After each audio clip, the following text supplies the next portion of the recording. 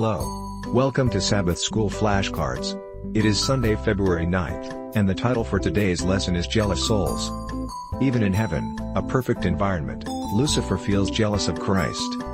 We will now read an excerpt from the book, The Story of Redemption.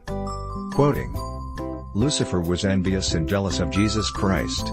Yet when all the angels bowed to Jesus to acknowledge his supremacy and high authority and rightful rule, he bowed with them, but his heart was filled with envy and hatred. End of quote. Ellen G. White, The Story of Redemption, page 14. Jealousy is such a dangerous feeling to harbor that in the Ten Commandments themselves, alongside the forbiddance of murder and theft, there is the command against covetousness. See Exodus 20:17.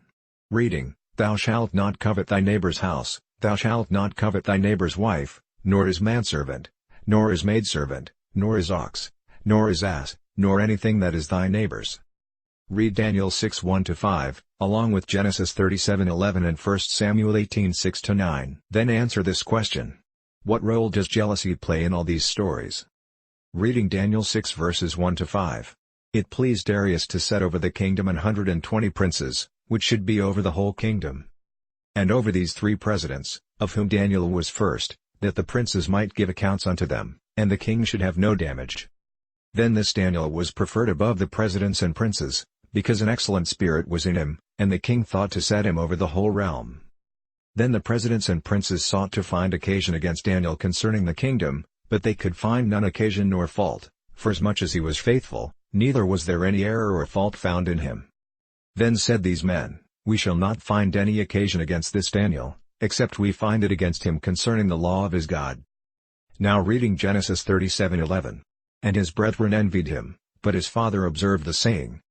And finally, reading 1 Samuel 18 verses 6-9. And it came to pass as they came, when David was returned from the slaughter of the Philistine, that the women came out of all cities of Israel, singing and dancing, to meet King Saul, with tabrets, with joy, and with instruments of music. And the women answered one another as they played, and said, Saul hath slain his thousands, and David his 10,000s. And Saul was very wroth, and the saying displeased him, and he said, They have ascribed unto David 10,000s, and to me they have ascribed but thousands, and what can he have more but the kingdom? And Saul eyed David from that day and forward. Now figure out the role jealousy played in these stories, and be prepared to discuss your answer in class. Daniel's administrative abilities impressed the king but provoked the jealousy of other officers. Thus, they conspired to get rid of him by accusing him of corruption. But as much as they search, they find no fault in Daniel's administration.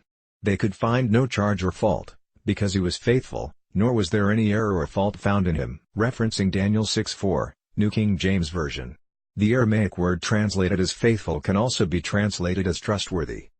Daniel is blameless, there is nothing the officers can do to raise an accusation against him. However, they also perceive how faithful Daniel is to his God and how obedient he is to his God's law. So they soon realize that in order to frame Daniel, they will have to produce a situation in which Daniel will be faced with the dilemma of obeying either God's law or the law of the empire. From what the officers have learned about Daniel, they are absolutely convinced that under the right conditions he will side with his God's law over the empire's.